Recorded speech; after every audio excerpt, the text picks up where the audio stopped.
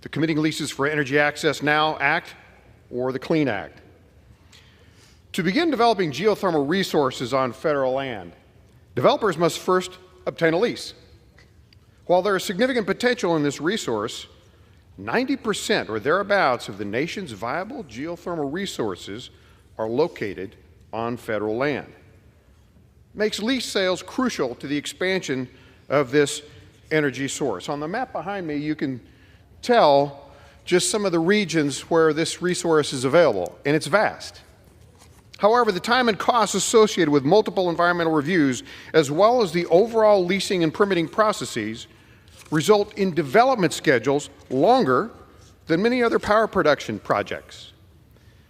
The Geothermal Steam Act of 1970 currently requires the Secretary of the Interior to hold a competitive lease sale at least once every 2 years for land in a state that has nominations pending.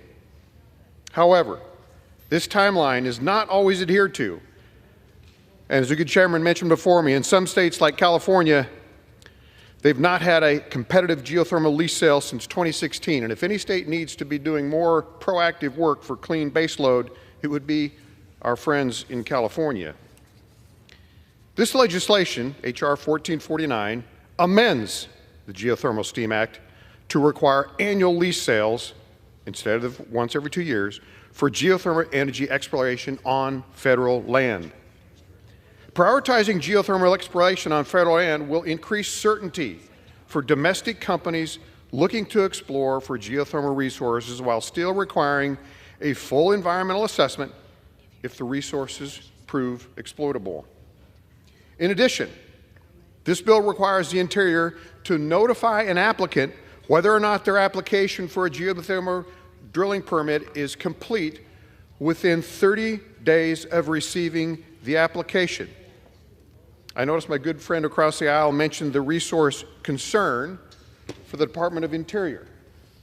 There's some 70,000 employees in the Department of Interior. If some need to be directed, I'm sure that can be accommodated. If the Department of Interior determines that application is complete, then it must issue a final decision on the applications within 30 days of the date the department sent the notification. Securing American energy independence should be a top priority for Congress, and geothermal is a renewable, clean power source that can help us accomplish that goal.